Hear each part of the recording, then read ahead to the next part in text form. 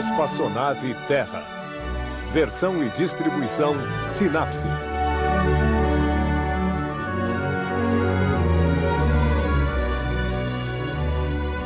Terra, nossa nave espacial.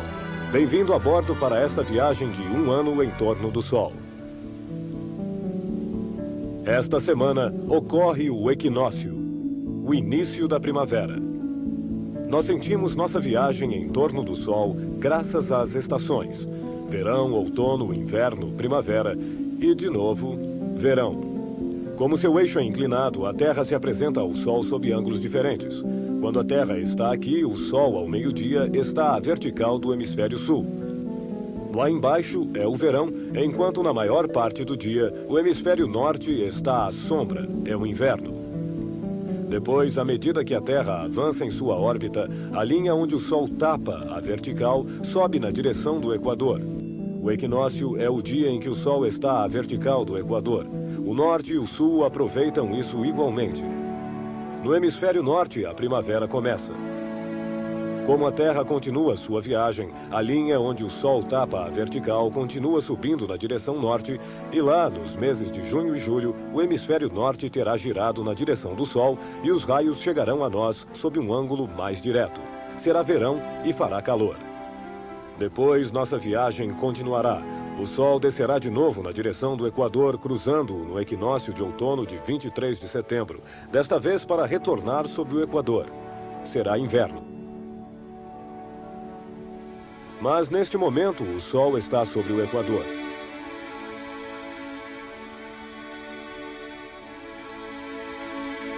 É nesta época de equinócio que as grandes marés se formam. A atração da Lua atrai a água dos oceanos. Se a Lua está em condição de meia-lua, esta força de atração age nesta direção, enquanto a atração do Sol age em outra direção. Estas duas forças divergentes provocam pequenas marés apenas.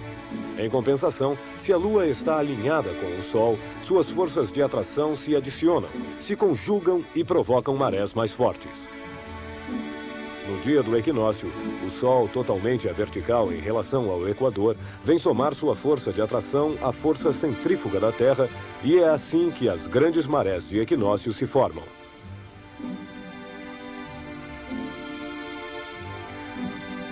Um outro fator é importante para as marés: a distância da Lua.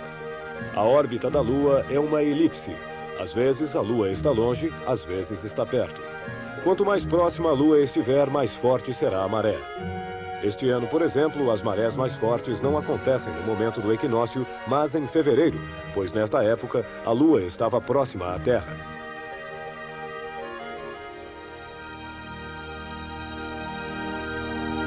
Olhando para o Sol no ponto equinócio, no dia da primavera, vemos que ele aparece em frente à constelação de Peixes. O eixo da Terra, há milênios, descreve um círculo e muda um pouco sua inclinação. O Equador, evidentemente, também muda de inclinação bem lentamente. Se o Equador muda de inclinação, o dia do equinócio também mudará, já que o equinócio ocorre quando o Sol está à vertical do Equador. Há 3.000 anos, no dia do equinócio, o Sol ficava na frente da constelação de Peixes. Atualmente, ele se encontra no limite desta constelação. Pouco a pouco, durante os séculos que estão por vir, o Sol, no dia do equinócio, não estará mais em Peixes, e sim em Aquário. Veja por que ouvimos falar sobre o começo da Era de Aquário. Os astrônomos chamam isto a precessão dos equinócios. O deslizamento bem lento do Sol, de Peixes, na direção de Aquário. Quando falamos de Peixes e de Aquário, nos referimos às constelações, os grupos de estrelas, não aos signos astrológicos. Os astrólogos não reajustaram seus signos a este deslizamento do equinócio. Por isso, há milênios, os signos astrológicos estão deslocados em relação às estrelas. Esta semana, dobramos a velocidade de Marte, o planeta vermelho que circula na órbita vizinha exterior. A Terra, em órbita interior, mais rápida do que Marte, o ultrapassa a cada 2 anos. Durante esta manobra de ultrapassagem, deslizamos pouco a pouco entre o Sol e Marte. Sol, Terra e Marte estão alinhados. Marte está em oposição ao Sol. Isso significa que, olhando da Terra no momento em que o Sol se põe a oeste, Marte nasce a leste. À meia-noite, podemos achar Marte um pouco mais amarelo que as estrelas, olhando na direção sul. Quando a Terra se junta ao eixo Marte-Sol, Marte fica em frente ao Sol. Ao meio-dia, o Sol fica a sul e à meia-noite é Marte que fica a sul. Marte é o único planeta onde os astrônomos poderão andar num futuro próximo. Uma sonda foi colocada lá em 1976 para coletar amostras e analisá-las. Atualmente, outras sondas estão a caminho de Marte. Elas chegarão em Marte em julho e setembro.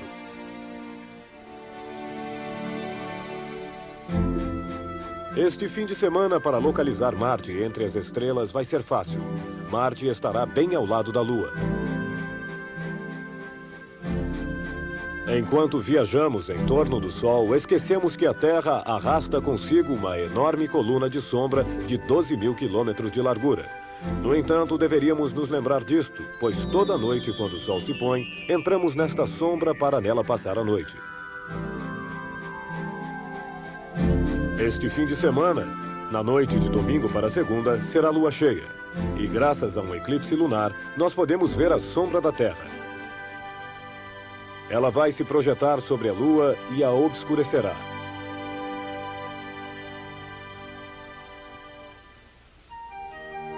Há algumas semanas, Sol, Lua e Terra estavam tão bem alinhados que a sombra da Lua batia sobre a Terra. Era o eclipse do Sol que você pôde ver aqui nesta tela. A zona de eclipse total é muito estreita e ele só dura alguns minutos. Após este eclipse solar, a Lua percorreu metade de sua órbita em torno da Terra. Domingo à noite, a Lua se encontrará exatamente na frente do Sol e mergulhará na sombra da Terra. A sombra da Terra é maior do que a da Lua, portanto, o eclipse dura 2 horas. Toda a metade-noite da Terra poderá aproveitar o eclipse lunar segunda-feira às 5 da manhã.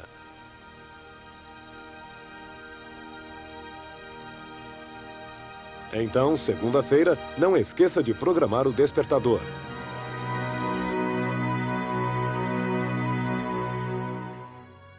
No programa anterior, você viu o eclipse da Lua, do qual já tinha ouvido falar.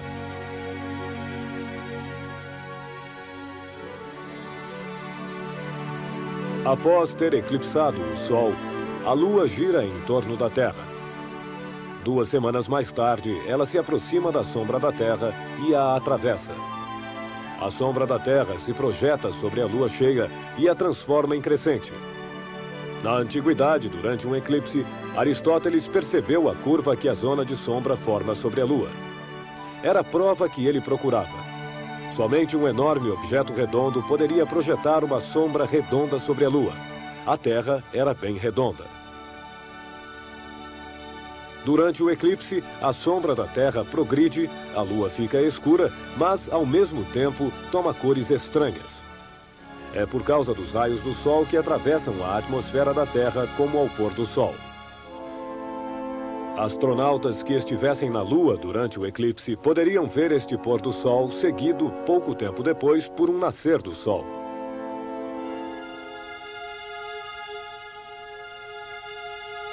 A próxima lua cheia não atravessará a sombra da Terra. A Lua passará um pouco acima.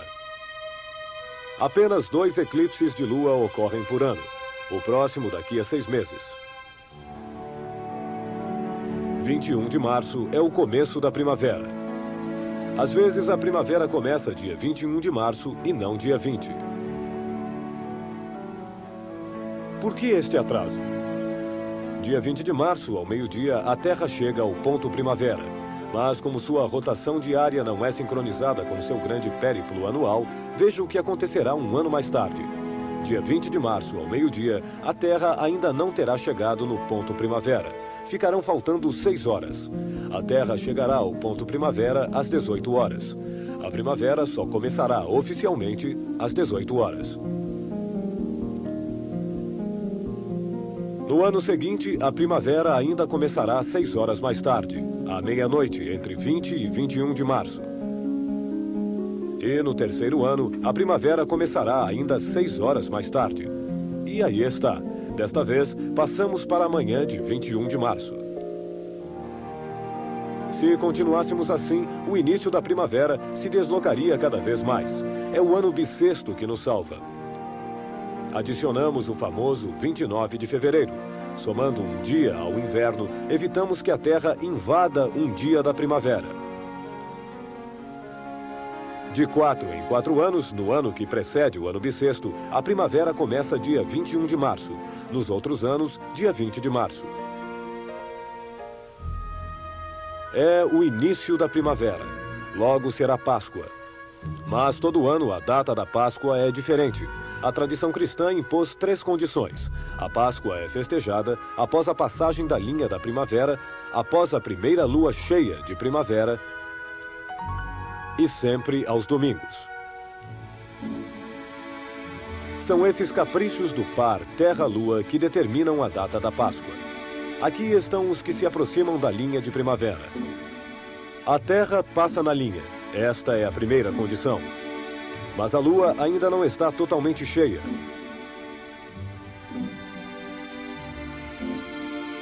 Quatro dias mais tarde será a Lua cheia. A segunda condição. Mas é uma segunda-feira e a Páscoa tem que ser no domingo. Ela será então no domingo seguinte, dia 30 de março. Ano que vem, o par Terra-Lua vai atravessar a linha de primavera. A Lua será apenas meia-lua. Esta posição vai dar uma Páscoa bastante atrasada. A Lua deverá dar quase uma volta completa para ficar cheia. Isso vai levar 3 semanas. Mas aí, será um sábado. Vai passar rápido porque o dia seguinte é domingo. É a Páscoa. Sempre no domingo, depois da primeira lua cheia de primavera. Indicando a hora, nossos relógios nos dão a posição da Terra em relação ao Sol. A princípio, quando o Sol passa no meridiano de Paris, é meio-dia lá. A Terra dá uma volta completa em 24 horas. A cada hora ela mostra uma face diferente ao Sol. Por isso, a Terra é dividida em 24 fusos horários. É meio-dia em Praga. O Sol está em Praga. 1 hora depois será meio-dia em Paris. 1 hora depois será meio-dia em Lisboa, Portugal. 2 horas depois será meio-dia no Brasil e na Groenlândia. Ainda 2 horas mais tarde será meio-dia em Nova York. Mas para facilitar as comunicações entre países vizinhos, os fusos horários naturais foram transformados em fusos horários artificiais. Madrid e Praga estão no mesmo fuso horário, distando 2.000 quilômetros uma da outra. Ao meio-dia, o Sol passa no meridiano de Praga, onde os relógios indicam meio-dia. Tudo está normal. Mas o Sol leva 1 hora para chegar no meridiano de Paris e lá os relógios dos parisienses não indicam meio-dia, mas quase 13 horas, a hora de Praga. Portanto, os franceses vivem com a hora de Praga. No fim de semana, na noite de sábado para domingo, começa o horário de verão. Adiantamos nossos relógios 1 hora. O Sol nascerá 1 hora mais cedo. É assim que, de repente, nos mudamos 1.000 quilômetros para leste. A Terra é dividida em 24 fusos horários. Passando para o horário de verão, nós deslizamos de alguma forma para o fuso horário de nossos vizinhos. Numa grande parte da Europa, já ficamos deslocados 1 hora antes mesmo de passar para o horário de verão, pois para facilitar as comunicações, substituímos a hora local real, que corresponde à posição do Sol, por uma zona de hora legal, que corresponde à hora local de Praga. Em Madrid, Paris e Varsóvia, os relógios indicam a mesma hora, enquanto estas 3 cidades ficam situadas em fusos horários diferentes. Acertando nossos relógios com o horário de verão, nossos horários se deslocam 1 hora a mais na direção leste. Os ingleses vivem com a hora de Praga e os parisienses com a hora de Istambul. O Sol passa no meridiano de Istambul meio-dia em ponto e quando o Sol chega em Paris são 14 horas, a hora de Istambul. A rotação da Terra não muda em nada. O que muda é nossa maneira de administrar o tempo.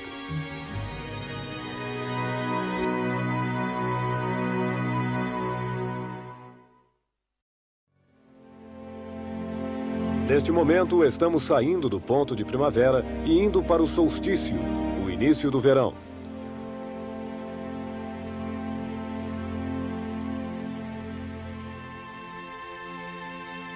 A Terra está alinhada com o Sol e com dois planetas, Vênus e Saturno. Esta conjunção tripla é invisível. Tudo acontece atrás do Sol, mas você poderá ver aqui na sua tela. No início deste ano, víamos Vênus de manhã à direita do Sol. Em 3 meses, Vênus, próximo ao Sol e mais rápido do que nós em sua órbita, fez todo esse trajeto e se esconde atrás do Sol. No começo do ano, a Terra estava aqui e víamos Saturno à noite, à esquerda do Sol. Nesses últimos 3 meses, Saturno quase não se moveu. No entanto, nós percorremos um quarto de nossa órbita e não podemos mais ver Saturno, que está em alinhamento atrás do Sol. Ele atravessa o céu escondido pelo Sol. Veja como o balé planetário nos leva à conjunção tripla. Vênus nos ultrapassou. Saturno andou apenas um pequeno caminho, mas como ao mesmo tempo a Terra se deslocou, todo mundo se encontra alinhado. Saturno, Vênus, o Sol e a Terra. A luz do Sol leva apenas 8 minutos para chegar a nós. O Sol e os planetas estão bem perto de nós. São a nossa vizinhança. Com as estrelas é uma outra história. Tomemos como exemplo Órion, uma das grandes constelações visíveis, apesar da poluição luminosa das cidades, que faz a maior parte das estrelas desaparecer. Órion é composta por 8 estrelas principais. Vamos imaginar que não estamos vendo Órion da Terra, mas de um outro lugar do universo. Lá, vemos que essas 8 estrelas se encontram com distâncias bem diferentes. A luz que chega dessas estrelas a nós hoje partiu de lá há séculos diferentes, mostrando-nos estrelas do tempo de nossos avós. Estrelas do tempo de Charlemagne. São imagens de séculos diferentes que se sobrepõem e que formam a imagem de Órion. As estrelas e as galáxias muito distantes são vistas em defasagem, em imagens deslocadas no tempo, enquanto nosso sistema solar é visto agora, no tempo atual.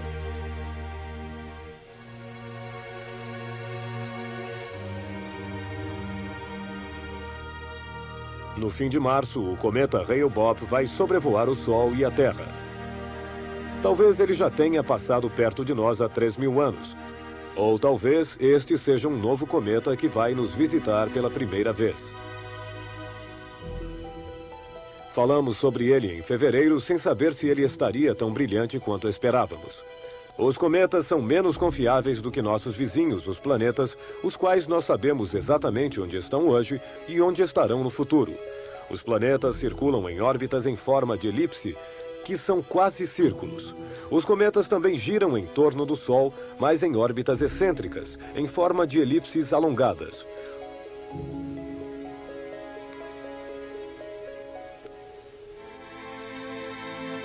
Comparamos os cometas a bolas de neve e de poeira. Aproximando-se do Sol, eles se reaquecem e eliminam enormes quantidades de gás e de poeira. Iluminados pelo Sol, estas matérias eliminadas formam a cauda do cometa, que se estica no céu sempre do lado oposto ao Sol. Mas é difícil predizer a quantidade de gás que o cometa vai eliminar, assim como se ele vai estar mais ou menos visível. O cometa Hale-Bopp vai sobrevoar o Sol em 1997. Ele vai se afastar tanto que vai levar aproximadamente 3.000 anos antes de voltar a passar perto do Sol. Imagina-se que os cometas tenham sido formados na mesma época da Terra e dos planetas há 4 bilhões e meio de anos na região das órbitas de Saturno e Urano.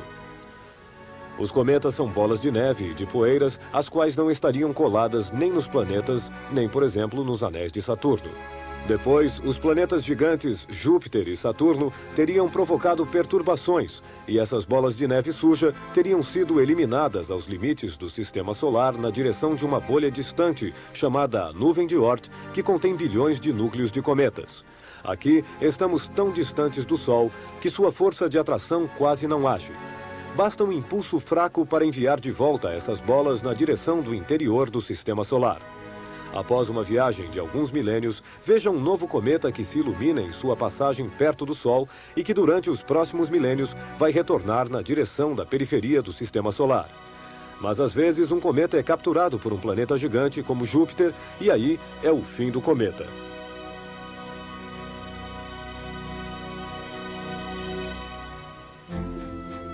Existe um cometa que nós conhecemos há muito tempo, o cometa Halley.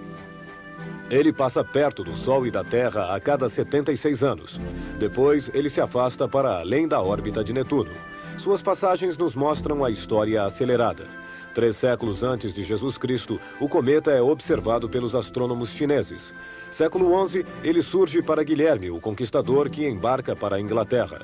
Século XIV, o cometa inspira o pintor Giotto. A cada passagem, observamos o cometa, mas não sabemos se é sempre o mesmo.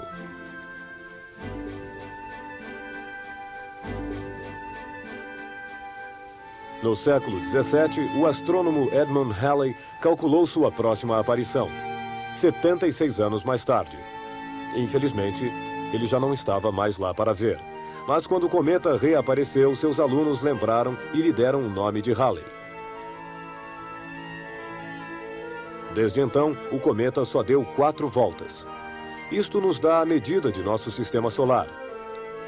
Os 76 anos que Halley leva para percorrer sua órbita é mais ou menos nossa média de vida. Os mais jovens verão o cometa Halley passar novamente em 2062.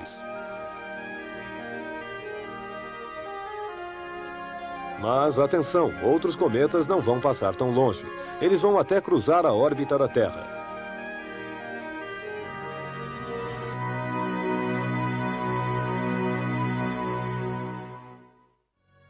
Nós passamos pelo ponto equinócio e estamos indo para o solstício de verão, o dia mais longo.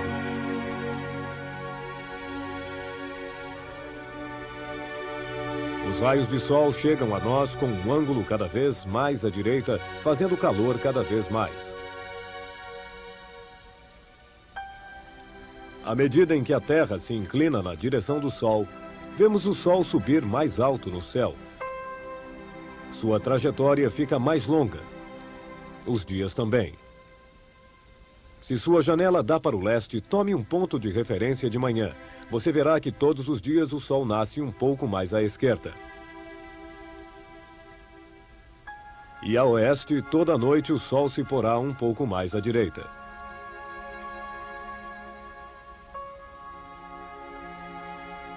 Se sua janela dá para o norte, tome um ponto de referência ao meio-dia. Amanhã, a sombra sobre a fachada do prédio em frente passará um pouco mais abaixo do que hoje. Na direção sul, tome o Sol como referência. Ao meio-dia, a linha entre sombra e Sol se aproximará todos os dias um pouco mais da janela.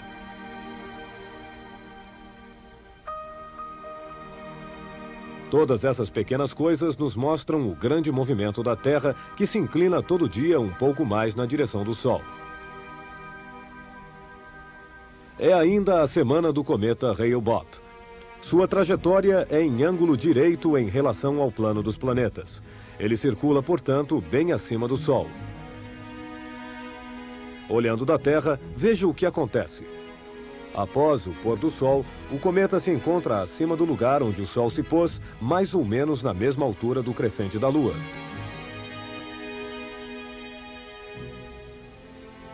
O que torna um cometa brilhante e visível são os gases que ele elimina quando o Sol o reaquece. Assim, os cometas podem nos servir de termômetros voadores que nos permitem ver onde faz calor e onde faz frio em nosso sistema solar. Enquanto um cometa está tão longe quanto Saturno, seu núcleo fica gelado. Nada de cauda, nada de cabeleira. Em Saturno, faz menos 200 graus centígrados. O cometa se aproxima de Júpiter, nada de cabeleira ainda. Em Júpiter, faz menos 170 graus centígrados.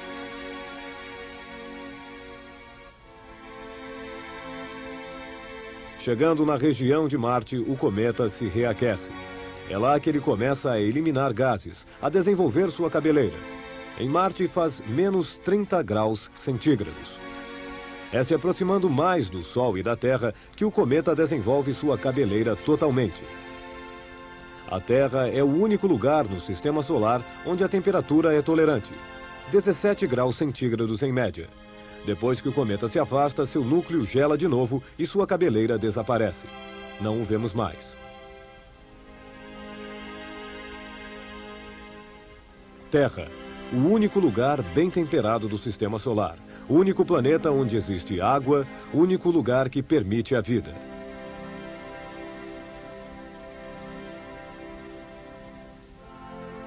O cometa Hale-Bopp inicia seu retorno nas regiões distantes do Sistema Solar, enquanto existem, às vezes, cometas que são capturados por Júpiter, por exemplo, como o famoso e pequeno cometa Schumacher-Levy, que em 1994 passou bem perto. Ele foi capturado pelas enormes forças de atração de Júpiter e ficou girando em torno do planeta gigante em uma órbita em forma de elipse que o fazia passar cada vez mais perto. Os puxões das forças gravitacionais acabaram rasgando o núcleo do cometa. Nas voltas seguintes, seus fragmentos se esmagaram uns após os outros na espessa atmosfera gasosa de Júpiter, sendo a primeira vez que tal acontecimento podia ser fotografado diretamente.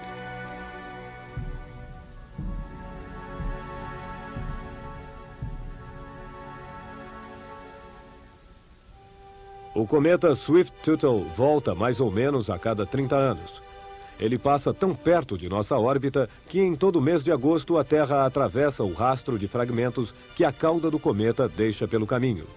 A Terra penetra a 100 km por hora nesta nuvem de meteoritos que se transformam em fogos de artifício de estrelas cadentes.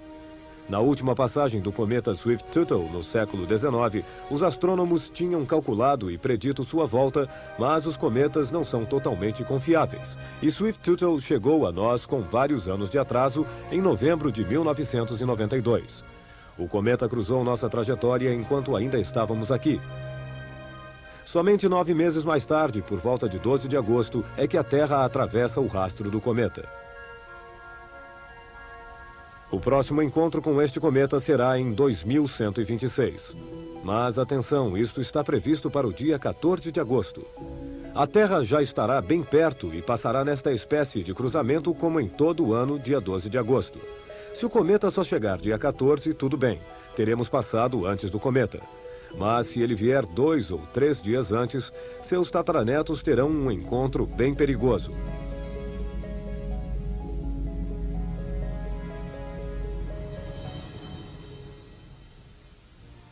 2 ou 3 dias após a lua nova, se o céu estiver bem limpo e você a salvo das luzes da cidade, olhe bem para a lua. Você poderá ver o pequeno crescente que o sol, sob o horizonte, continua iluminando. E à esquerda do crescente, a uma luz fraca, você poderá ver todo o disco lunar, o círculo completo. De onde vem essa luz acinzentada? É a luz da Terra. É a luz que o Sol projeta sobre a Terra, que a Terra reflete sobre a Lua e que a Lua, finalmente, envia de volta para a nossa Terra como num jogo de bilhar, ampliado bilhões de vezes. A luz vem do Sol, bate na Terra, é rebatida para a Lua e refletida sobre a Terra.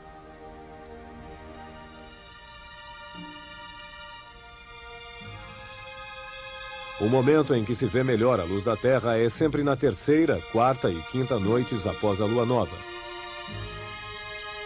Na 16ª noite, a lua já estará tão luminosa que o brilho da luz da lua ofuscará a luz fraca da Terra. A lua, em sua viagem em torno da Terra, vai deixar o setor onde a Terra reflete o máximo de luz no espaço. A luz da Terra vai pouco a pouco se apagar para reaparecer daqui a um mês.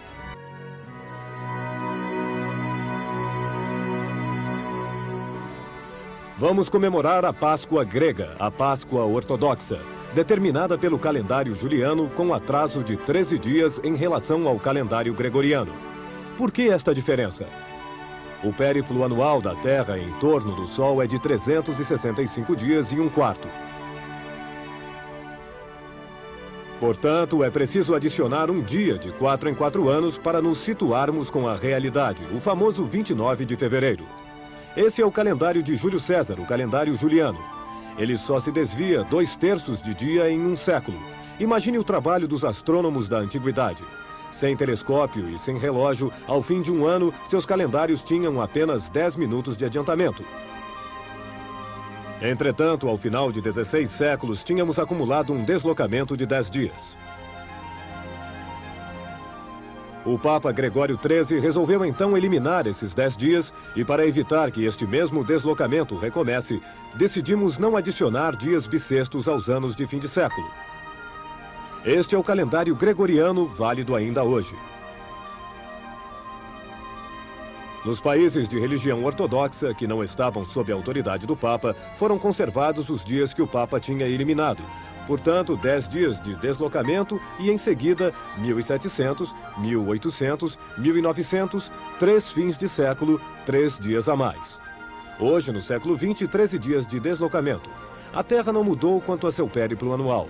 Se há calendários diferentes, é porque os homens navegam com diferença no tempo. Agora e durante as semanas seguintes, o cometa Hale-Bopp mergulha no plano dos planetas e, antes de se afastar, vai passar na frente da constelação de Órion. Órion pôde ser vista no mês de fevereiro às 9 horas da noite no sul. É fácil de ser reconhecida. A cabeça, as 2 mãos, os 2 pés, a cintura. E esta noite? No sul, Órion não está mais. Para reencontrá-la, é preciso olhar mais para a direita, para o sudoeste. Órion é uma boa referência para se dar conta da viagem da Terra. Em um ano, a Terra deu a volta em torno do Sol. Um círculo completo de 360 graus, 1 grau por dia. Todos os dias, na mesma hora, vemos 1 grau mais à esquerda e vemos as estrelas deslizar 1 grau para a direita.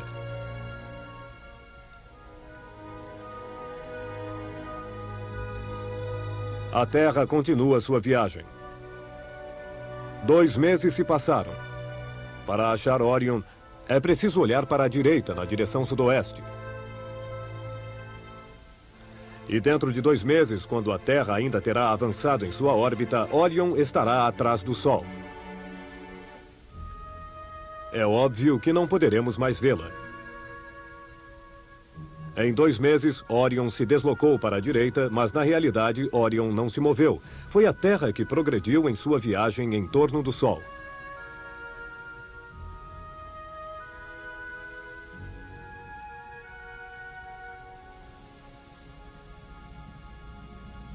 A passagem do cometa Hale-Bopp nos mostrou que o sistema solar não se limita aos planetas. Astros desconhecidos podem surgir a todo momento como novos cometas ou asteroides. São pequenos astros que formam o cinturão de asteroides situado entre as órbitas de Marte e Júpiter. Como eles se formaram? Há muito tempo consideramos os asteroides como fragmentos de um planeta que teria sido destruído por uma colisão. Atualmente, achamos que seja preciso retornar ao nascimento do Sistema Solar.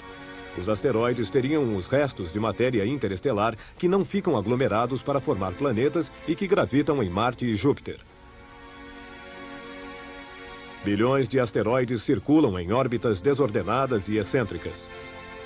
Eles são um pouco os motoristas do espaço.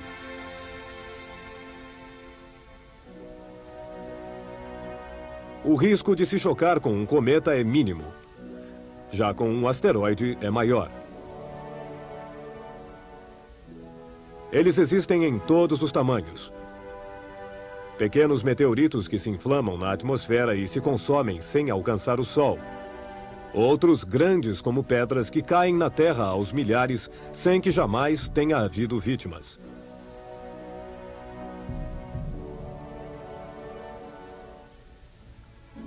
Um asteroide do tamanho de um prédio caiu em 1908 na Sibéria, destruindo 2.000 quilômetros de florestas. Mas existem outros ainda maiores, do tamanho de uma montanha ou de uma ilha. Radares cada vez mais sofisticados descobrem todos os dias novos asteroides geocruzadores, asteroides que cruzam a órbita da Terra. O asteroide Gaspra é grande como a ilha de Jersey. Se a Terra entrasse em colisão com um asteroide deste tamanho, toda a vida na Terra seria destruída.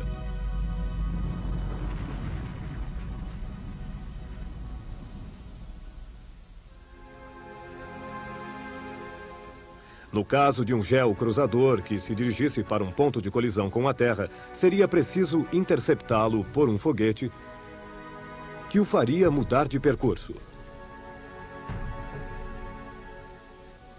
Mas, neste momento, não há nada ameaçador nos radares de nossa nave espacial Terra. Os cientistas também se interessam por cometas e asteroides. Várias sondas espaciais vão explorá-los. Os asteroides poderiam nos revelar a origem do sistema solar melhor que os planetas. Os planetas se formaram amassando cada vez mais matéria interestelar. Durante bilhões de anos, esta matéria se transformou muito.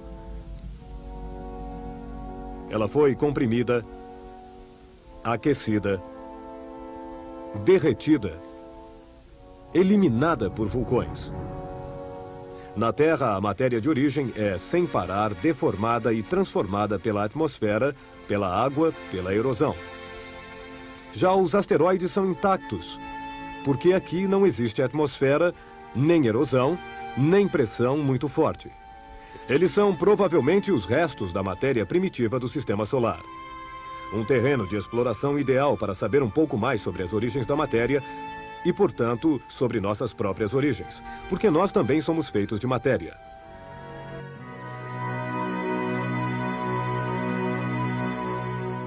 Hoje estamos aqui e daqui a 8 semanas atingiremos a estação solstício, que marca o início do verão. Todos os dias o Sol parece subir um pouco mais alto no céu. No dia do solstício, ele vai parar de subir para começar a descer. Neste momento, percorrendo esta etapa de nossa órbita anual, a metade norte da Terra se inclina todos os dias um pouco mais na direção do Sol. Os raios do Sol, que no inverno chegam em ângulo oblíquo, chegam agora em ângulo mais direito. Faz mais calor. O Sol é uma estrela que brilha há bilhões de anos.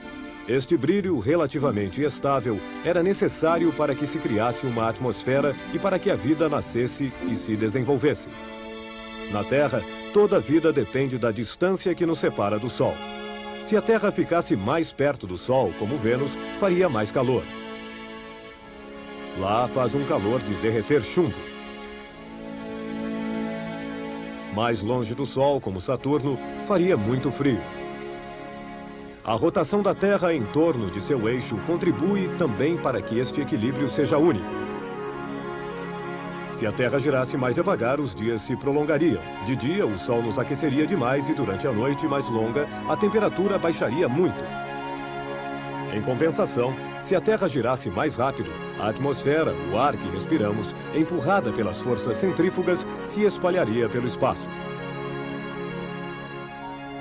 Este equilíbrio nos permite viver únicos e frágeis no Sistema Solar.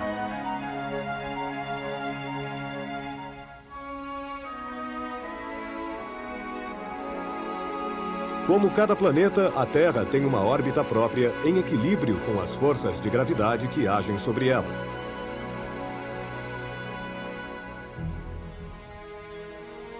A estabilidade de nossa Terra é reforçada pela Lua. Sem ela, a Terra vacilaria demais para ter um clima estável e que possibilitasse vida. A Lua é ligada à grande força de atração da Terra que a impede de girar livremente. E a Terra é estabilizada pela Lua como um funâmbulo estabilizado por sua vara. Os planetas gigantes, Saturno e Júpiter, reduzem nossos riscos de colisão com os asteroides e cometas.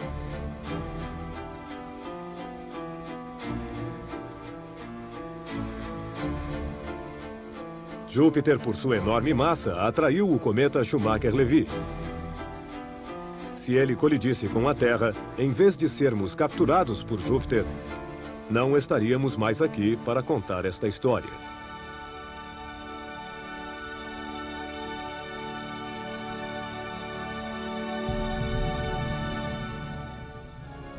O brilho do Sol traz a cada metro quadrado da Terra a energia de uma dúzia de lâmpadas de 100 watts. O Sol aquece o ar. No Equador, o ar quente, mais leve que o ar frio, sobe e começa a se espalhar nas direções norte e sul. Mas a Terra gira mais rápido no Equador, então as massas de ar são desviadas no sentido de rotação da Terra antes de descer novamente para o solo e de voltar para o Equador. São os ventos alísios. Para além das zonas tropicais, o Sol esquenta menos. A rotação da Terra arrasta as massas de ar. É aqui que se formam as grandes correntes de vento do oeste que você vê nos mapas meteorológicos. Indo nas direções norte e sul, as nuvens se enrolam em espiral, pois a Terra gira mais devagar no polo do que no Equador. Veja por que no hemisfério norte as nuvens se enrolam no sentido anti-horário e por que no hemisfério sul vão para o outro lado. É assim que os ventos transportam o calor das zonas tropicais para as zonas temperadas e dividem a energia solar sobre toda a Terra.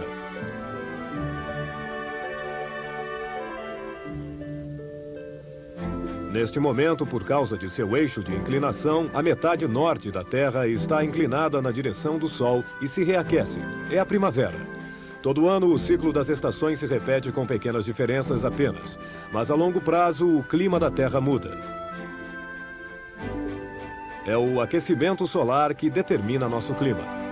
Acredita-se que exista um ciclo de 26 mil anos ligado à força gravitacional do Sol, que tende a endireitar o eixo inclinado da Terra. Mas, por outro lado, as forças de inércia da Terra tendem a manter seu movimento, de forma que o conflito entre essas duas forças faça a Terra vacilar bem lentamente. Portanto, durante dezenas de milhares de anos, os raios do Sol chegam a nós de maneira diferente e isso pode mudar o clima. Assim, o gelo do Polo Norte pode invadir toda a Europa e a América do Norte. São as eras glaciais. Depois, essas mesmas regiões podem se tornar regiões tropicais. O clima da Terra sofreu desordens gigantescas. No início, só havia vida na água. Durante muitos bilhões de anos, a energia solar fabricou uma mistura de azoto e de oxigênio na superfície de nossa Terra, e esta mistura é o ar que nós respiramos. Então, não é pretensão querer atribuir este ligeiro aumento da temperatura durante alguns anos unicamente a nossas atividades humanas, já que sabemos apenas como funciona nosso aquecimento principal, o Sol. Este fim de semana, Mercúrio está alinhado com o Sol. Mercúrio é o planeta mais próximo ao Sol. Ele gira tão rápido que se alinha com o Sol de 4 em 4 meses. A princípio, a cada 4 meses, deveríamos passar na frente do Sol. Mas veja, a órbita de Mercúrio é ligeiramente inclinada em relação à da Terra e, na maior parte do tempo, Mercúrio, visto da Terra, passa um pouco acima ou abaixo do Sol, exceto uma vez a cada 7 anos em média.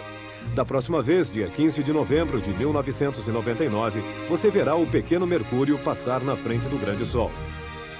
Há um outro planeta que, em sua órbita, gira mais rápido que nós, Vênus. A cada vez que ele nos alcança, deveríamos vê-lo passar entre nós e o Sol, mas a órbita de Vênus também é um pouco inclinada em relação à órbita da Terra. O alinhamento perfeito, visto quando Vênus passa na frente do Sol, ocorre apenas 2 vezes por século. Estas são a ordem e a desordem do universo. O que parecia ser círculos perfeitos, escorados pela eternidade, são elipses que vacilam, oscilam, balançam. O sistema solar vibra e se move como um ser vivo.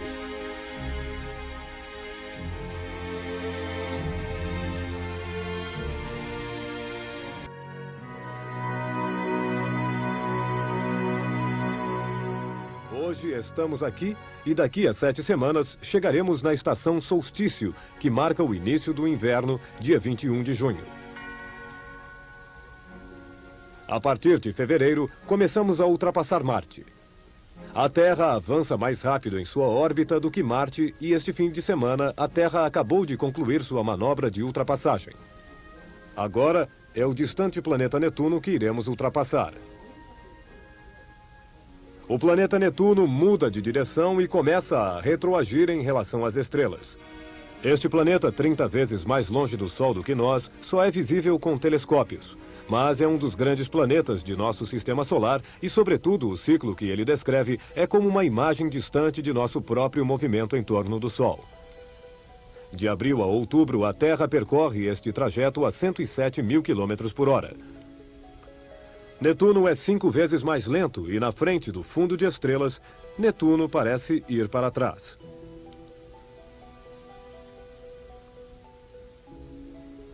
Netuno é um grande planeta gasoso 60 vezes mais volumoso do que a Terra.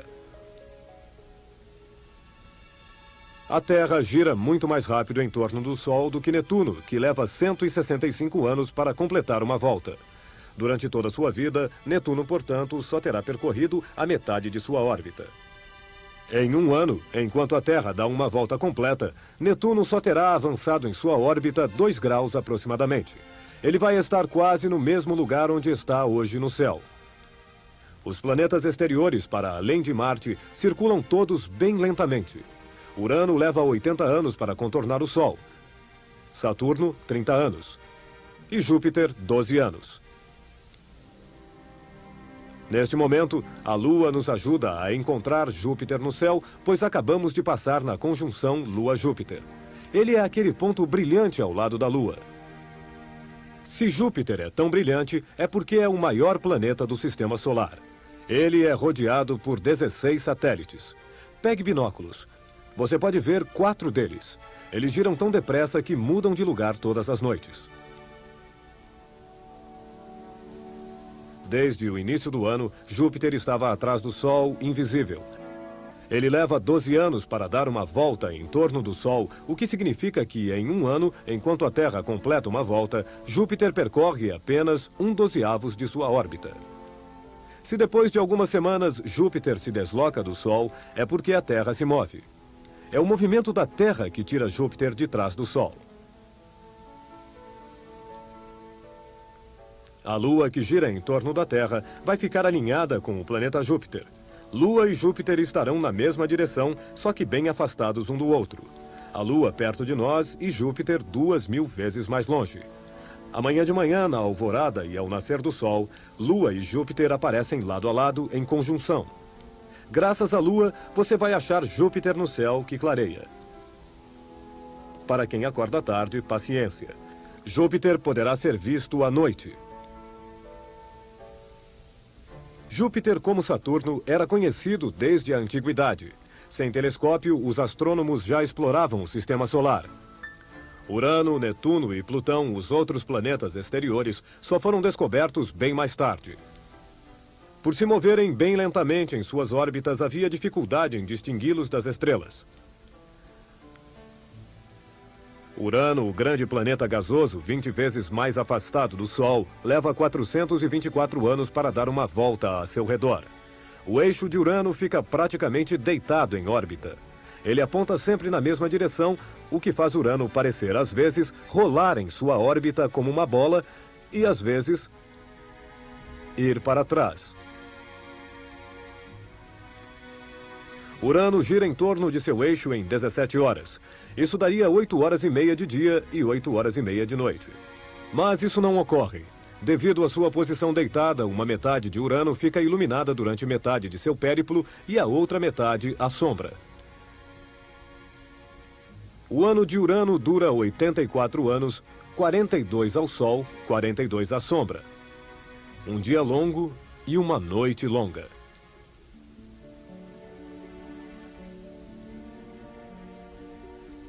O mais distante desses planetas exteriores é Plutão. Ele é o menor planeta, menor que nossa Lua. Plutão é acompanhado por um satélite da metade de seu tamanho, Charon. Esses 2 astros bem próximos um ao outro formam um planeta duplo. Plutão é realmente um caso à parte. Ele circula em uma órbita mais inclinada que a dos outros planetas. Mas, sobretudo, a órbita de Plutão é tão excêntrica que ocupa a órbita de Netuno. Em 1978, Plutão cruzou a órbita de Netuno e atualmente circula no interior. Você o está vendo à direita da tela. Até o final do século, Plutão estará mais perto do Sol do que Netuno. No ano 2000, Plutão cruzará novamente a órbita de Netuno e se tornará de novo o planeta mais distante. Será que um dia Plutão e Netuno, de tanto se encontrarem, vão entrar em colisão?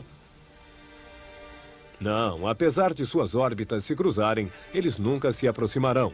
Seus périplos são maravilhosamente sincronizados. Foi observando Netuno passar na frente das estrelas que descobriram seus anéis. Antes da passagem de Netuno, veja a estrela. Ela se apaga 2 vezes.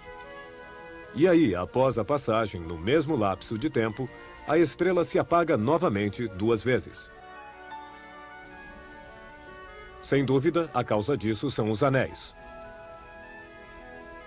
E alguns anos mais tarde, a sonda Voyager 2 passa perto de Netuno e o fotografa. É a confirmação. Os anéis estão lá. Foi também graças a uma sonda que descobriram os anéis bem finos de Júpiter, tão finos que ninguém na Terra podia vê-los. Quando Galileu viu Saturno, pensou que ele tinha 2 satélites. Hoje, os anéis de Saturno estão ao nosso alcance.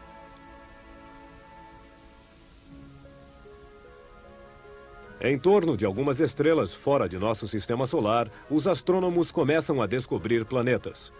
Esses planetas parecem ser do tamanho de nosso planeta gigante Júpiter. Podemos pensar então que se observássemos nosso Sol de muito longe, poderíamos distinguir Júpiter, enquanto a Terra, bem próxima ao Sol, seria certamente invisível.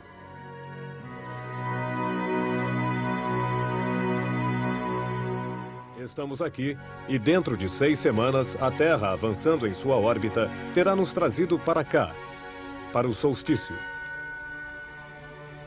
O curso dos planetas depende de sua distância do Sol. Quanto mais distantes, mais devagar se movem. Nosso vizinho Marte, mais distante do Sol, gira mais devagar do que a Terra. Nossa velocidade de travessia é de 107 mil quilômetros por hora.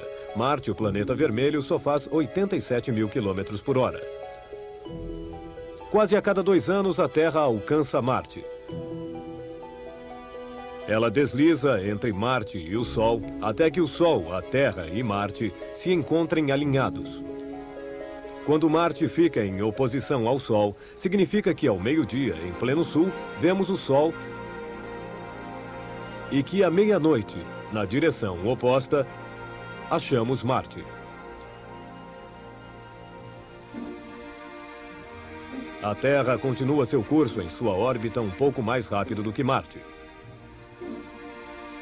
Por causa desse avanço da Terra, Marte desliza cada vez mais cedo em nosso campo de visão. Ao final de um mês, já é às 22 horas que Marte aparece no sul. De 22 horas à meia-noite, Marte e as estrelas se movem todas as noites para a direita, porque a Terra gira. Ao mesmo tempo, ela continua sua viagem em torno do Sol e, ainda avançando, alcança Marte a cada 2 anos. A órbita que percorremos neste momento fica no mesmo plano que o Sol e os outros planetas. No horizonte, infinitamente mais longe do que os planetas, estão as estrelas e constelações do zodíaco. Se em vez de olhar para esse horizonte, você olhar para cima, verá a estrela polar, nossa referência. Ela se encontra no prolongamento do eixo da Terra. Durante uma noite, todas as estrelas parecem girar em torno da estrela polar. Você pode acompanhar bem este movimento olhando para a Ursa Maior. Esta noite, às 9 horas, a Ursa Maior está na vertical acima de nossas cabeças. E durante 8 horas até o amanhecer, a Ursa Maior gira em torno da estrela polar. De manhã, ela vai estar aqui. Em 8 horas, a Ursa Maior terá percorrido o terço de uma volta completa. Na verdade, a Ursa Maior não se moveu. Seu movimento é a imagem do movimento da Terra. A Terra dá uma volta completa em 24 horas, então 8 horas são 1/3 de sua rotação. E podemos ver este terço no céu. É o terço de círculo traçado pela Ursa Maior. As constelações que giram em torno da estrela polar são como um relógio gigantesco. Elas nos dão uma marcação do tempo e, com a Terra que gira, uma marcação do espaço. De dia é seguindo o Sol que nós vemos a Terra girar. Os relógios solares nos dizem a hora, indicando a posição da Terra em relação ao Sol. E nossos relógios, além de nos dizer a hora, podem nos indicar onde estamos. Oriente seu relógio na direção do Sol, colocando o Sol entre o ponteiro menor e o número 12 bem no meio. O número 12 lhe indicará sempre o Sul. Todo relógio é, na verdade, um pequeno relógio solar e uma bússola. Às 4 horas da tarde, ponha o Sol entre o 4 e o algarismo 12. O 12 aponta sempre para o sul.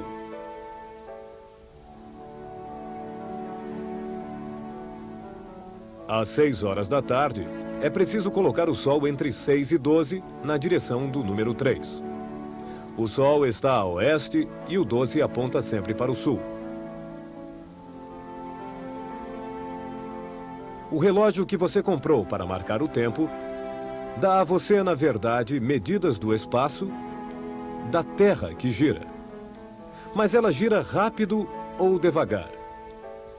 Vamos imaginar o espaço numa outra escala, como um modelo reduzido de nossa dimensão humana. O Sol é grande como uma catedral. A Terra, como uma bola de futebol.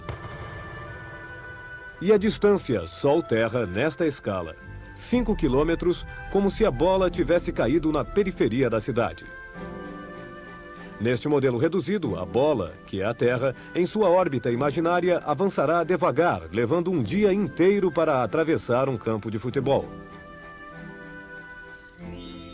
Para um pênalti marcado a 11 metros, quase 3 horas. E a rotação da Terra em torno de seu eixo seria super demorada. Em toda a distância, de uma ponta a outra, uma única rotação. É preciso imaginar o movimento da Terra como uma deriva lenta através de um espaço vazio em torno de um Sol distante. Bem conhecido pelos seres microscópicos perdidos na bola de futebol, os 100 metros que a bola percorre em um dia é uma longa viagem. Nós, na Terra, temos muita dificuldade para imaginar os 2,5 bilhões de quilômetros que a Terra vai percorrer até amanhã.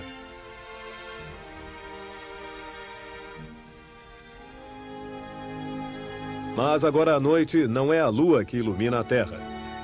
É a Terra que ilumina a Lua. Se o céu estiver bem claro, você verá à esquerda do crescente, numa luz fraca, todo o disco lunar, o círculo completo. É a luz da Terra, a luz acinzentada.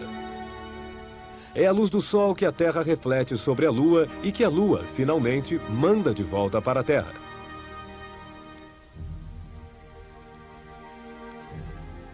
Se os astronautas na Lua olhassem para a Terra, veriam o seguinte. Primeiro, um crescente de Terra que aumenta todos os dias. Depois, com a Lua nova, os astronautas poderiam chamá-la de Terra cheia. Eles ficariam quase que ofuscados, pois a Terra aparece bem grande. Com suas nuvens brancas e o gelo nos polos, a Terra fica 100 vezes mais luminosa do que a Lua. E 2 dias depois, eles veriam o crescente de Terra diminuir. Agora vamos retornar à Terra. Não esqueça que a terceira, quarta e quinta noites após a Lua nova, a luz acinzentada pode ser vista. E quando você a vir, lembre-se, este é o reflexo de nossa Terra, o reflexo de nossas nuvens brancas iluminadas pelo Sol.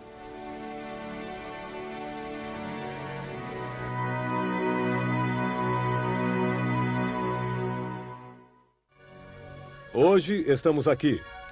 8 semanas após o equinócio e dentro de 5 semanas chegaremos na estação solstício, que marca o dia mais longo do ano, dia 21 de junho.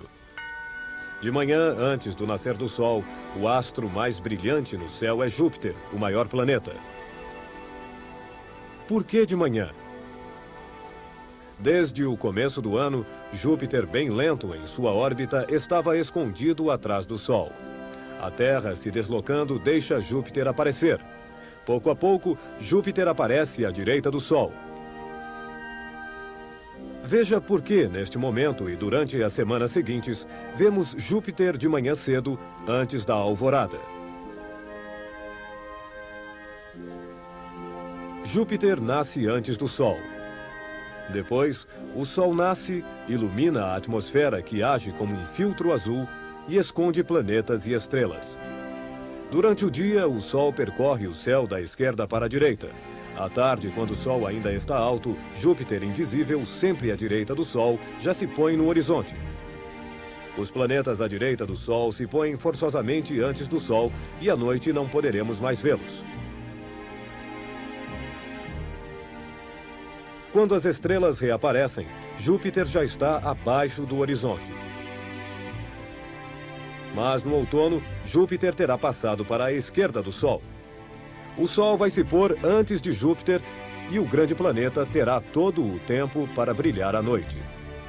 O mesmo ocorre com as estrelas. Órion, por exemplo, no mês de abril, vista da Terra, estava à esquerda do Sol e nós a víamos à noite. Depois, a Terra continua seu percurso em torno do Sol e o Sol desliza entre a Terra e Órion. Nesta hora, Órion atravessa o céu, invisível, escondida pelo brilho do Sol.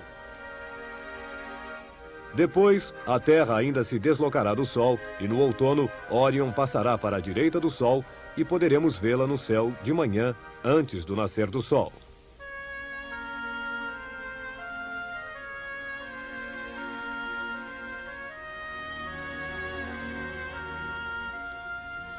Não esqueça, tudo que está à direita do Sol, a Lua, os planetas ou as estrelas, quase tudo à sua direita, fica invisível de manhã.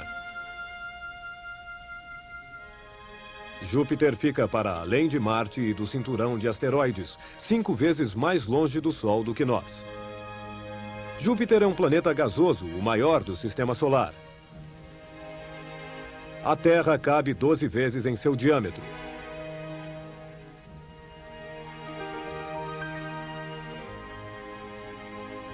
Pegue binóculos. Você verá 4 pontos pequenos alinhados à direita e à esquerda do planeta.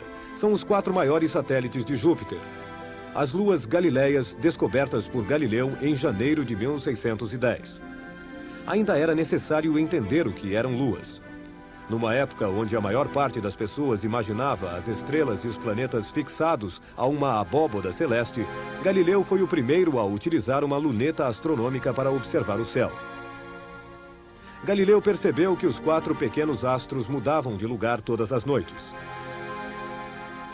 Observando-os, ele compreendeu que eles não podiam deslizar sobre a superfície da abóboda celeste e que tal superfície não existia. Os 4 pequenos astros giravam em torno de Júpiter como a Lua em torno da Terra. Eles evoluíam no espaço. Galileu descobria um céu em 3 dimensões. Nós aproveitamos isso até hoje. Os 4 satélites galileus, Io, Europa, Ganymede e Calisto, são mais ou menos grandes como nossa Lua, mas eles giram bem mais rápido. A Lua leva 4 semanas para girar em torno da Terra. Os satélites galileus giram em torno de Júpiter em alguns dias, enquanto Júpiter é 1000 vezes mais volumoso do que a Terra.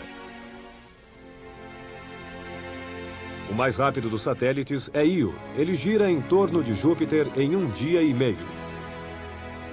É o único astro fora da Terra onde se observam erupções vulcânicas. Em torno de Júpiter faz menos 200 graus centígrados. A lava é expelida a mais de 400 graus centígrados e quando atinge o solo muda constantemente a fisionomia do satélite Io. Olhe para o céu de manhã. Você verá os 4 satélites, 3 pequenos pontos à direita e um único à esquerda. Já no dia seguinte, a situação será diferente. Você verá um único satélite à direita de Júpiter e 3 satélites à esquerda. E no dia seguinte, os 4 à direita. Com binóculos, você vê que os 4 satélites ficam alinhados obliquamente. Na verdade, eles ficam bem no plano dos planetas e do Sol. Mas é o eixo inclinado da Terra que os faz aparecer sobre uma linha inclinada em relação ao nosso horizonte a leste, onde Júpiter nasce. Quando você vir Júpiter a oeste, os 4 pequenos pontos estarão sobre uma linha descendente a oeste, onde Júpiter se põe. Todos os dias, nossa vida é condicionada pelo eixo inclinado da Terra. As estações, o calor, o frio, os dias mais longos, mais curtos. Enfim, você pode ver esta inclinação graças aos satélites de Júpiter visíveis de manhã.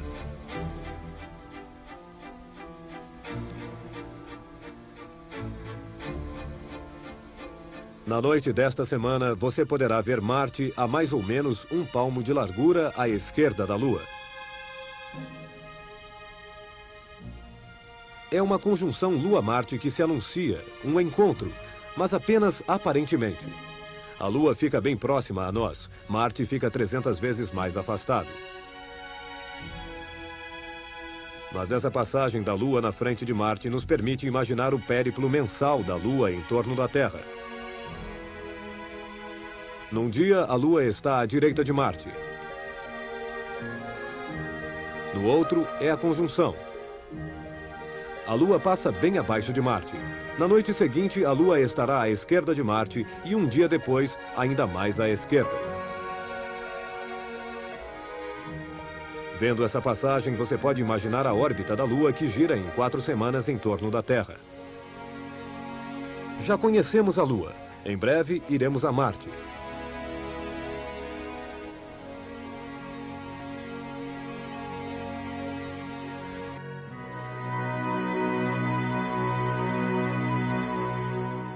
Estamos aqui. A Terra percorre a etapa que nos leva do equinócio ao solstício de verão, dia 21 de junho. A cada 4 meses, nos encontramos com Mercúrio. O problema com Mercúrio é que ele fica perto demais do Sol. Ele só se afasta um pouco. A maior parte do tempo, Mercúrio fica escondido pelo brilho do Sol. Quando Mercúrio fica apenas ligeiramente deslocado em relação ao Sol, esse brilho nos impede de vê-lo.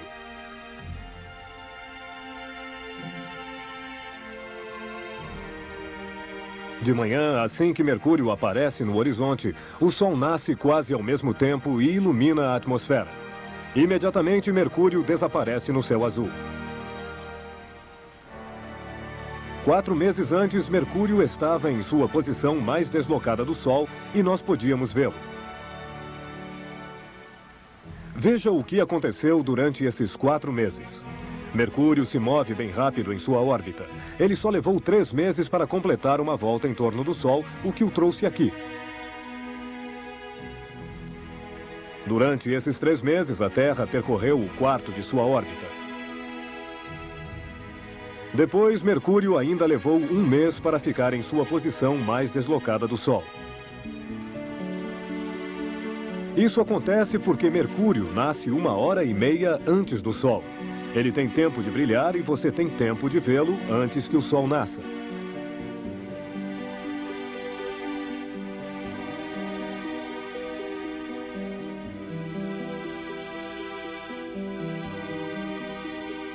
Mercúrio gira muito rápido em sua órbita. Mas, por sua força de atração, o Sol travou a rotação de Mercúrio. Mercúrio gira bem lentamente em torno de seu eixo. Os dias ficam longos. Veja como um astronauta que estava aqui passaria o dia. É meio-dia, faz muito calor. 400 graus centígrados. Mercúrio se desloca rapidamente em sua órbita, mas gira bem lentamente em torno de si mesmo. É aqui que, para o astronauta, o Sol se põe. Uma longa noite começa. O astronauta fica do lado da noite, uma noite que vai durar 3 meses.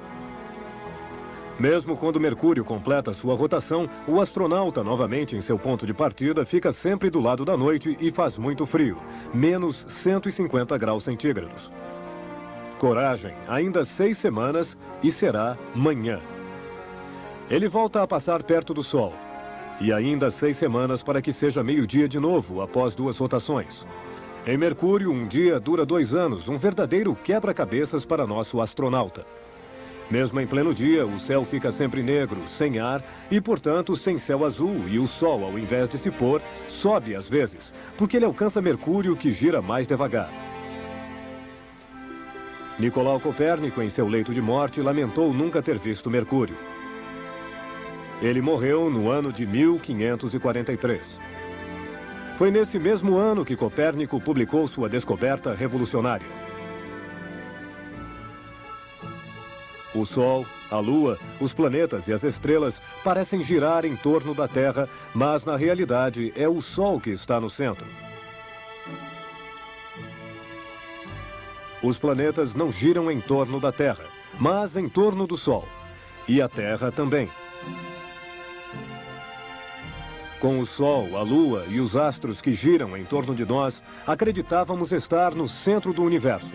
Com a descoberta de Copérnico, nos vemos relegados à periferia.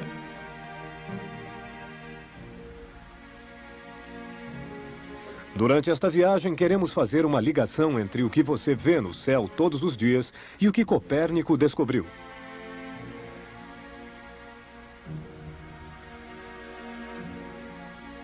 Neste momento, à noite, após o pôr do sol, pode-se ver o planeta Marte na direção sul. Ele sempre aparece um pouco mais amarelo do que as estrelas que o cercam. Marte fica próximo a nós. Sua órbita é vizinha da nossa, na direção do exterior do Sistema Solar. É o único planeta que gira em torno de seu eixo com a mesma velocidade que a Terra. Seu eixo, como o da Terra, é inclinado. No verão, o polo norte de Marte, assim como o da Terra, fica voltado para o Sol. No inverno, ele fica na sombra. As calotas de gelo que cobrem os polos aumentam e diminuem ao ritmo das estações. Sim, também há estações em Marte. Mais longas que as da Terra, pois Marte leva 2 anos para girar em torno do Sol. E como Marte fica mais afastado do Sol do que a Terra, lá faz muito frio. Entre menos 90 e menos 130 graus centígrados. Nós o chamamos de planeta vermelho, pois sua superfície rochosa é recoberta de uma espessa camada de óxido de ferro de cor ferrugem. Marte é o planeta mais terrestre. É o único no qual teríamos alguma chance de poder nos estabelecer num futuro próximo.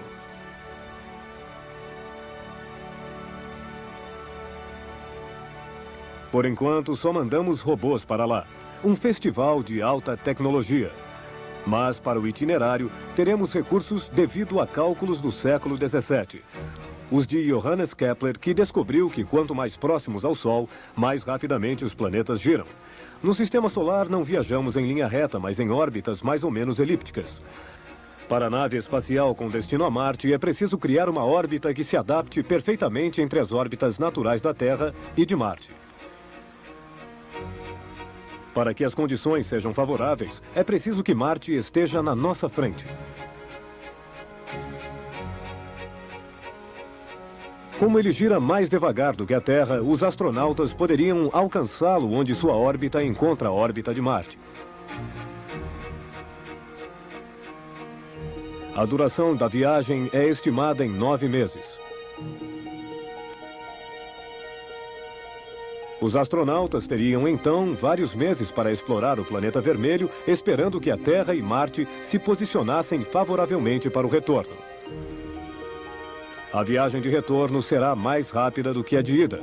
Reaproximando-se da Terra e, portanto, do Sol, a velocidade da nave espacial aumentará como se os astronautas descessem de uma montanha.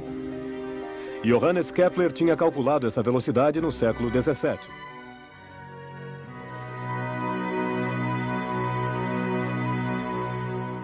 Estamos aqui, 9 semanas após o equinócio. Mais 3 semanas e chegaremos ao solstício, o primeiro dia do verão. Há 1 mês, o cometa Hale-Bopp nos sobrevoou. Ele estava acima do plano dos planetas. Podíamos vê-lo à noite, após o pôr do sol. E depois, ele desapareceu. Onde ele passou? No mês de março, quando o cometa estava mais perto da Terra, nós estávamos aqui. 2 dias depois, quando ele estava mais perto do Sol, nós estávamos aqui. Durante os 2 meses em que o cometa mergulhou no plano dos planetas, a Terra veio a este lugar, mas nós não podíamos mais ver o cometa, porque ele estava quase no mesmo eixo do Sol.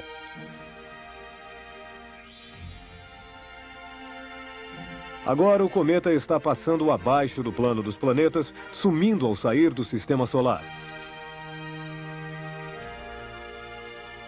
Esses dias, quando você olhar para o Sol, lembre-se de que o cometa o acompanha, invisível por todos, exceto por você que está vendo estas imagens.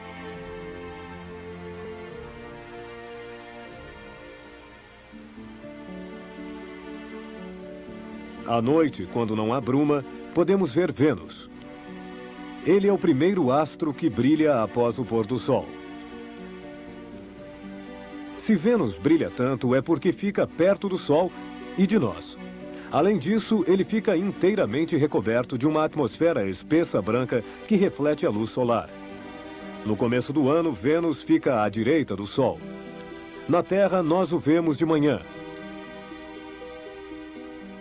Depois, Vênus e a Terra continuaram seu percurso em torno do Sol.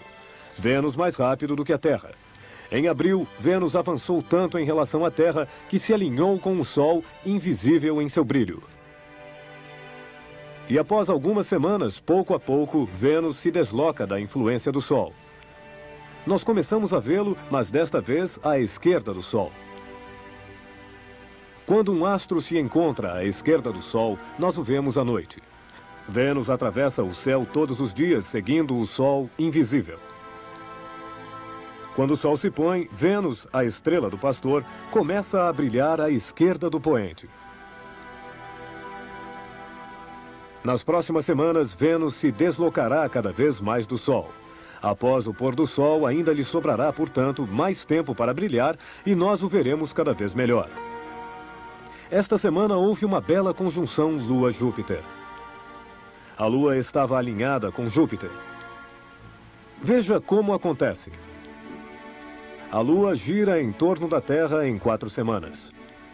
Tomando a Lua como ponto de mira, seu olhar varre todo o horizonte planetário. Vise a Lua. Você verá os planetas. Vênus, Marte, Júpiter, Saturno. Mas é claro somente à noite, porque de manhã, sob o efeito do Sol que ilumina a atmosfera, você não verá nem os planetas, nem as estrelas. Amanhã de manhã, essa linha de mira Terra-Lua visará Júpiter. A Lua ficará em alinhamento com Júpiter. Mas atenção, Júpiter fica 2.000 vezes mais afastado do que a Lua. Nesse alinhamento, a Lua aparecerá 2 dedos acima de Júpiter, pois a órbita da Lua é ligeiramente inclinada em relação às órbitas dos planetas. A leste, o horizonte clareia, as estrelas desaparecem e Júpiter, mais brilhante, desaparece após as estrelas. Só a Lua permanece ainda mais brilhante e ficará visível em pleno dia. No momento da conjunção Lua-Júpiter, Júpiter está exatamente abaixo da Lua e no alto, uma estrela brilhante. Altair, uma estrela próxima a nós. Lua, Júpiter e Altair aparecem lado a lado. Na realidade, eles estão bem afastados um do outro. Se a Terra deixasse sua órbita para ir em direção à Lua, a nossa velocidade de 107.000 km por hora, chegaríamos lá em 4 horas. Para ir até Júpiter em linha reta, levaríamos quase 1 ano.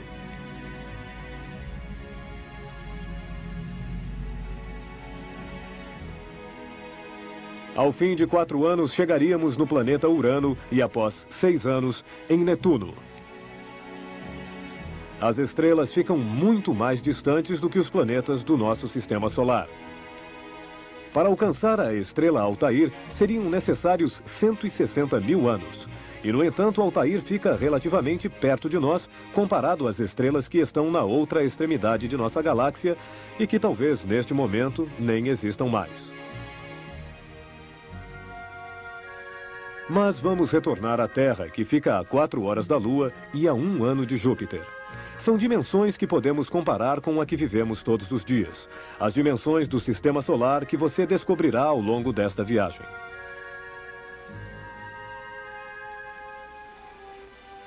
Acredita-se que a luz percorre sempre uma linha reta. Mas refletindo sobre o universo, Einstein tinha concluído que a gravidade, força de atração dos astros, devia deformar o espaço. Um corpo tão maciço quanto o Sol cava um buraco no espaço-tempo. E este buraco devia teoricamente desviar a luz, como no golfe onde o buraco desvia a bola. Mas era apenas uma teoria. Esta teoria foi verificada observando-se o céu dia 29 de maio de 1919. Neste dia havia um eclipse total do Sol e a estrela Taurus Beta estava quase no eixo que o Sol, mas é claro, infinitamente mais longe. Ela estava sendo esperada aqui, perto do Sol, mas apareceu lá, deslocada do Sol. Na verdade, a luz que chega a nós da estrela passa perto do Sol e a massa do Sol faz desviar a luz de sua linha reta em linha curva. Vemos a estrela à direita, na extremidade da linha reta, enquanto na realidade ela está à esquerda, mais perto do Sol. A enorme massa do Sol desvia efetivamente a luz. Vemos a estrela à direita. Na verdade, ela está à esquerda. Por esta observação, vimos que a famosa teoria da relatividade geral era verdadeira.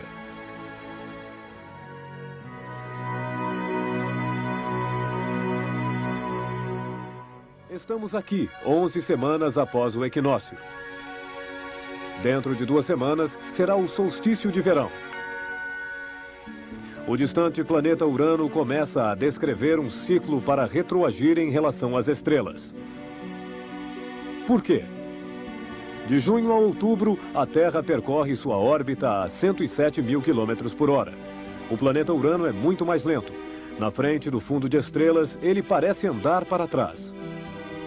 O ciclo que ele descreve é como uma imagem distante de nosso movimento em torno do Sol.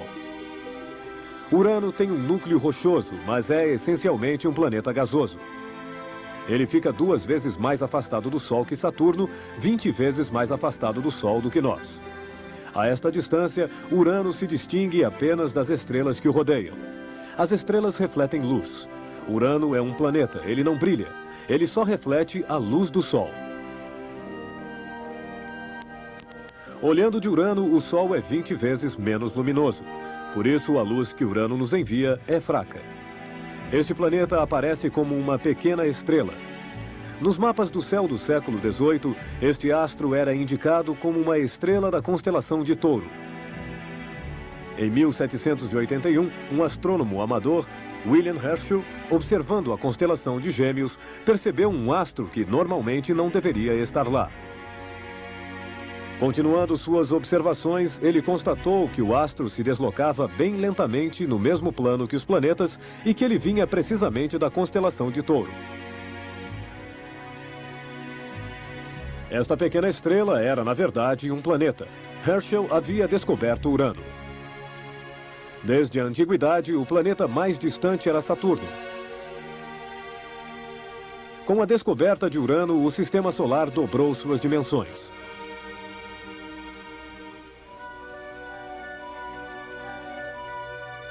O eixo de Urano é praticamente deitado em órbita. Este eixo aponta sempre na mesma direção, o que faz com que Urano pareça, às vezes, rolar em sua órbita como uma bola e, às vezes, como se estivesse avançando para trás. Foi talvez uma colisão por ocasião de sua formação que perturbou Urano, o que fez oscilar seus anéis e a órbita destes satélites, dando a Urano uma cercadura como a de Saturno.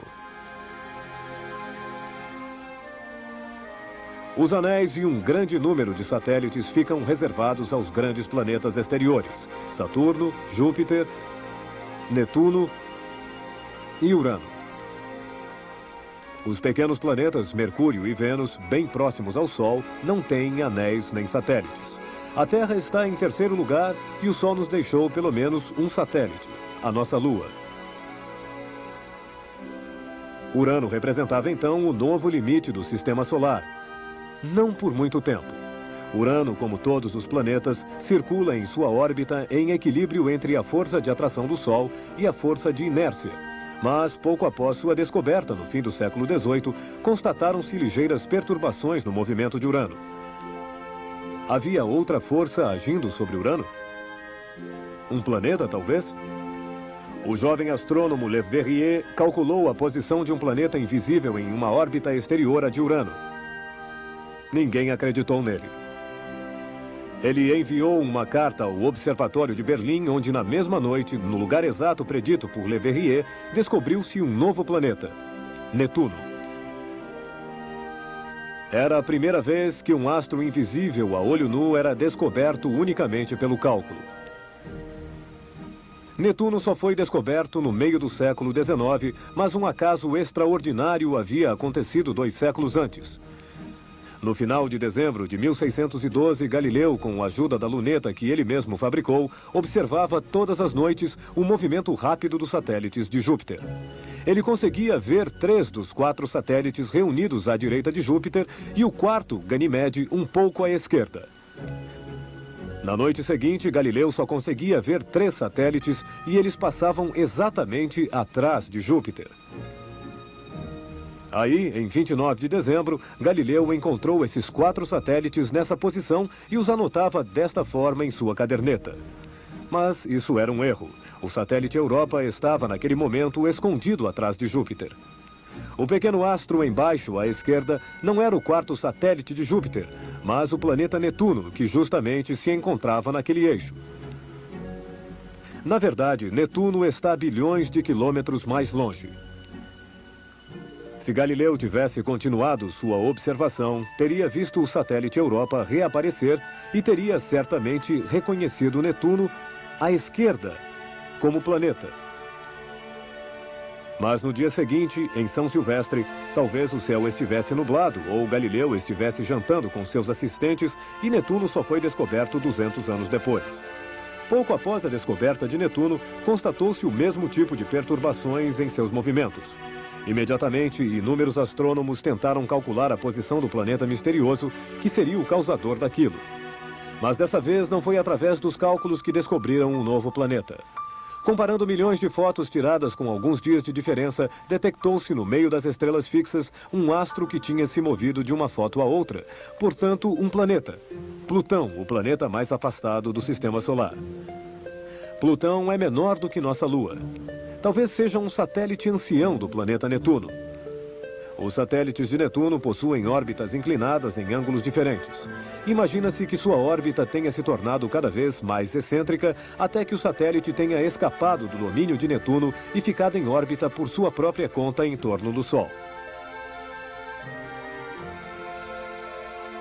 Plutão seria, então, uma lua que virou planeta, que circula em uma órbita muito inclinada. Os outros satélites de Netuno também possuem órbitas estranhas. O satélite de Triton gira em sentido contrário e se reaproxima cada vez mais de Netuno. Triton será dividido em fragmentos que colidirão com Netuno ou que irão reforçar seus anéis. Tudo isso em menos de 100 bilhões de anos.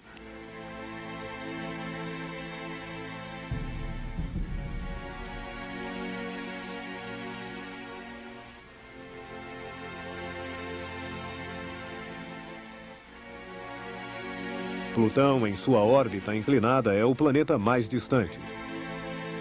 Vai continuar sendo? Os astrônomos se empenham em calcular a trajetória de um 10º planeta, o lendário planeta X.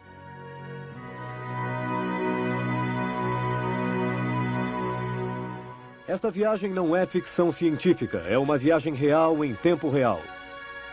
Estamos aqui e dentro de uma semana será o dia mais longo, o solstício, início do verão. Todos os dias vemos o Sol que atravessa o céu da esquerda para a direita. Durante a noite, as estrelas e a Lua também se movem da esquerda para a direita.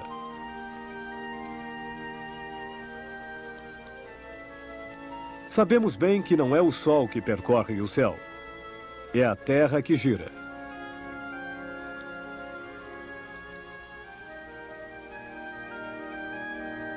Este grande movimento da esquerda para a direita é uma ilusão causada pela rotação da Terra, que gira em outro sentido. Perante nossos olhos, o Sol desfila sempre da esquerda para a direita, porque estamos instalados na Terra que gira. Além disso, ele sobe e desce em relação ao horizonte, pois o eixo da Terra é inclinado.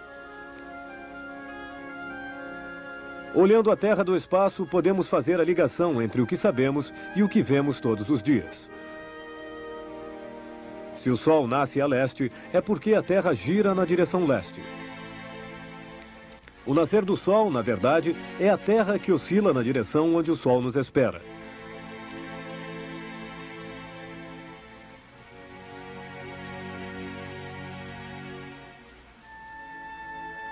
Na noite desta semana, vimos 4 astros que estão alinhados. O Sol, que fica bem abaixo do horizonte. À esquerda e um pouco mais alto, Vênus. Mais longe à esquerda, a Lua. E ainda à esquerda, sempre no mesmo alinhamento, Marte. Se a Terra fosse transparente, poderíamos ver sob o horizonte à direita do Sol um 5º astro, Mercúrio. Esses planetas, a Lua e a Terra, aparecem bem alinhados, pois estão todos situados no mesmo plano. Nós os vemos olhando do espaço. É o plano do Sistema Solar.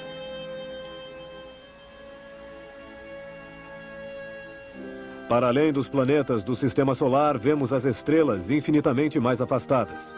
As estrelas e as constelações que se encontram bem atrás de nossos planetas nos servem de referência para situar os planetas.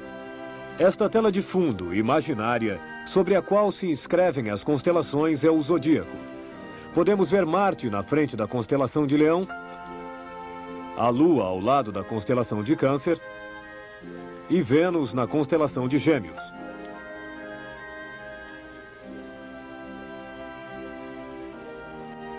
O alinhamento Sol, Vênus, Lua e Marte com a Terra faz com que você possa imaginar a realidade do Sistema Solar.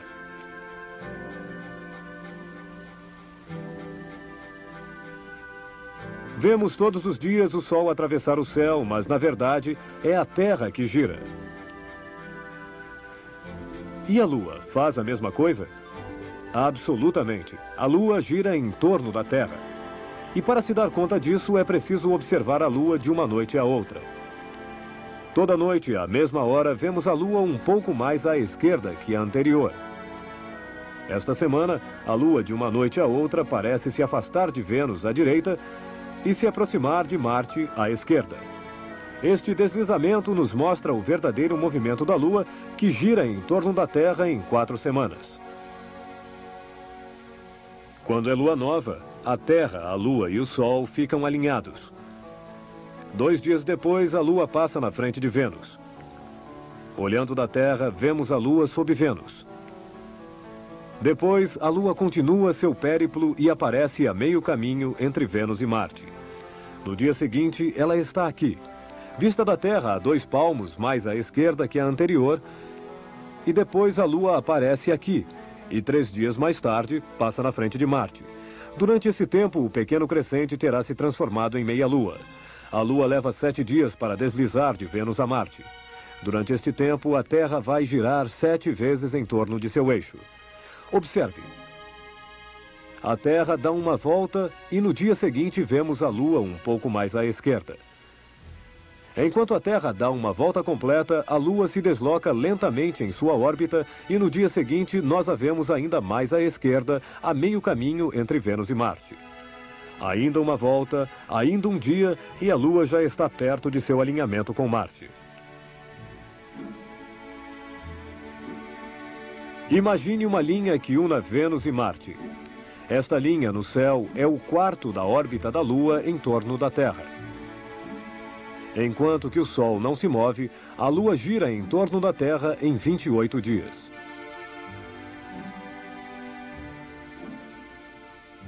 A cada 4 semanas, girando em torno da Terra, a Lua se alinha com Marte e vemos esse alinhamento, que é o mais famoso do ano.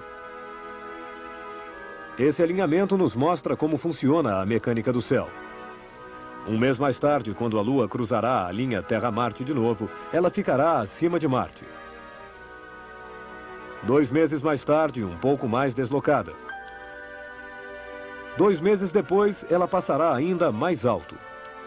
Depois, a Lua descerá novamente e alguns meses mais tarde passará abaixo de Marte de novo. Por que a Lua, em relação a Marte, sobe e desce como um elevador? Olhando do espaço, podemos ver que a órbita da Lua é ligeiramente inclinada. A Lua acompanha a Terra girando em torno dela. Se a Lua, no momento da conjunção, estiver perto do plano dos planetas, a conjunção será apertada.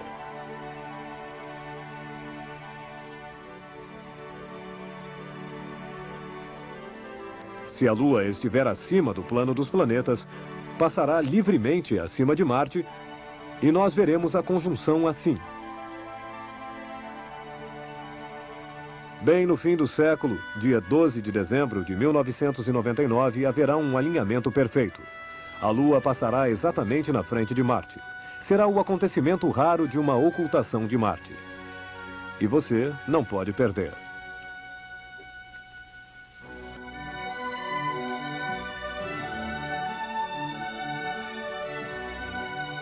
Até o próximo programa. Boa viagem.